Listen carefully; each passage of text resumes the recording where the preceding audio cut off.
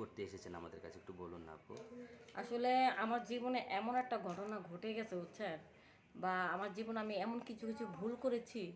আমি চাইতেছি যে আমি যদি আমার জীবনের গল্পটা যদি আমি তুলে ধরি, তাহলে হয়তো দেখা গেল আমার মতো কেউ এরকম ভুল করবে না। আমি প্রথমত ভুল করছি ছোটবেলা, আসলে খুব দুষ্টামি করতাম।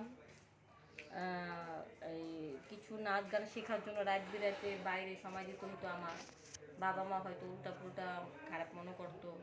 এই জন্য বাবা মা কী করছে, যে আমার মেয়েটা মনে হয় নষ্ট হয়ে যাচ্ছে, অল্প বয়সে একটা বিয়ে দিয়ে দিচ্ছে। কিন্তু অল্প বয়সে সংসার জীবনটা তেমন সাজাতে গোছাতে পারলাম না, স্বামীরে সুখী করতে পারলাম না। কারণ অবশ্য অল্প বয়স বলতে আমার 12-13 বছর, ওরকম একটা বুদ্ধি শুদ্ধি হয়নি কা। এই জন্য দেখা গেলো স্বামীও ঠিক মতো মানে তেমন একটা সুখী হতো না, এই জন্য আমাকে খুব অত্যাচার করতো। তাই কি করলাম, স্বামীকে ছেড়ে দিয়ে আমি অন্য কারোর কাছে গেলাম সুখী হওয়ার জন্য। এটি একটা ভুল। 1 নম্বর ভুল হয়েছে অল্প বয়সে একটা বিয়ে বৈশা। কারণ সংসার জীবনটা বুঝি না, মিলমিশ শ্বশুর সাথে মিলামিশাটা বুঝি না, স্বামীর সাথে মিলামিশাটা বুঝি না, কেমনে কী করবো, কেমনে সংসার গুছাবো, কাজ কাম জানি না, সংসারটা অশান্তি। তো অশান্তি করতো, তারাও খুব অন্যায় করলো, তো অন্যায় শাস্তি দিত।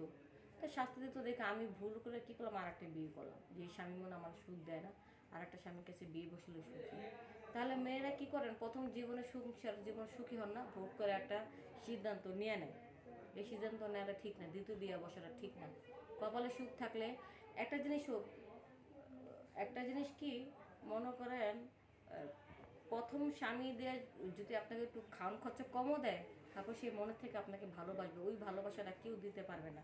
তার একটা টানে থাকবে অন্যরকম, সে হাজার খারাপ হইলেও তার মন থেকে একটা টান থাকবে আপনার প্রতি।